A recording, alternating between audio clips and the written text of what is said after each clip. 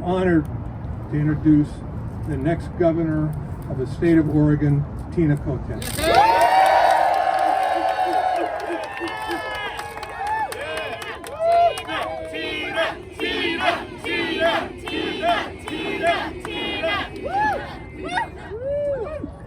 Good morning, Oregon.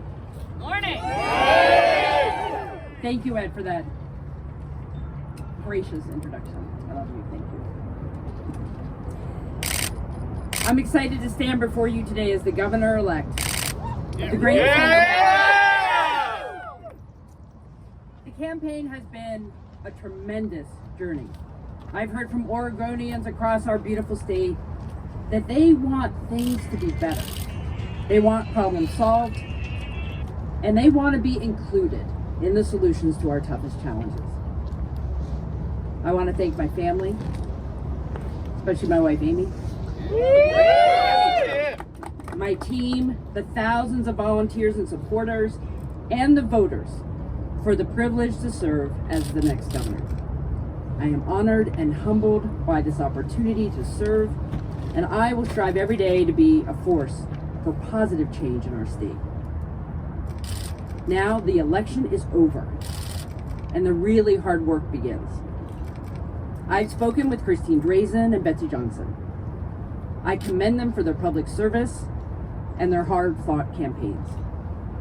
I let them know that I'm going to focus on the problems that all three of us agree need fixing. Oregon is facing major challenges. We all know that. And I'm anxious to get to work.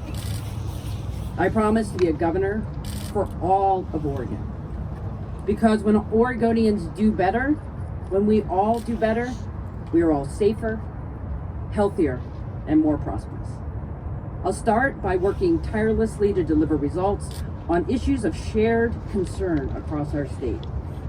Housing and homelessness, access to mental health and addiction treatment, and successful schools for our kids. Yes.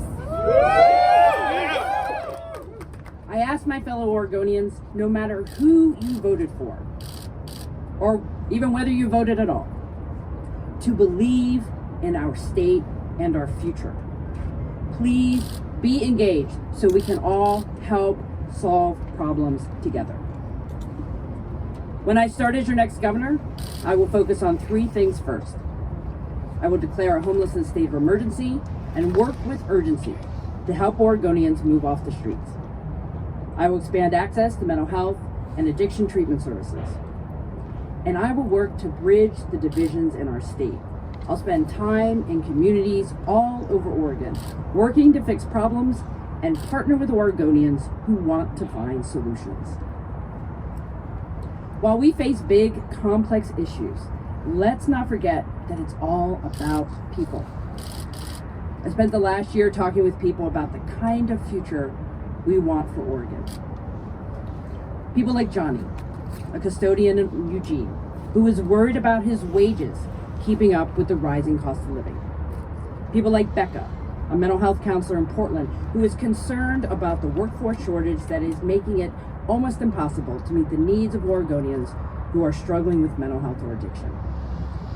People like JP, a man who is transitioning from homelessness that I met in North Portland, who is hopeful that we will provide the same services and shelters that others need. People like Amy, a child care provider in Astoria, who is working hard every day, helping working families who desperately need to have affordable child care. People like Javay, who is a volunteer on an abortion access line in Bend, who is concerned about Oregonians' access to reproductive health care with the overturning of Roe v. Wade. People like Kurt, a teacher in Hermiston, who is helping his students learn to build homes and wants to make sure we fully support career and technical education in our schools. Yes, please. And people like Paul, a farmer in the Applegate Valley in Southern Oregon, who knows we need to take immediate action to address climate change and the impacts of drought.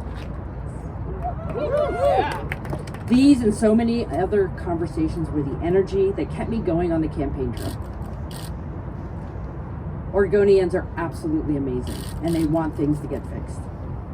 And these stories and their hopes and dreams will guide my work as your next governor.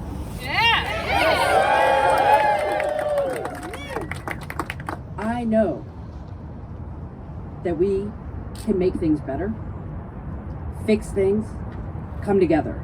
Because Oregonians don't back down when things get hard. We dig in, we think outside the box, and we get the job done. Thank you. Tina, Tina, Tina, Tina, Tina.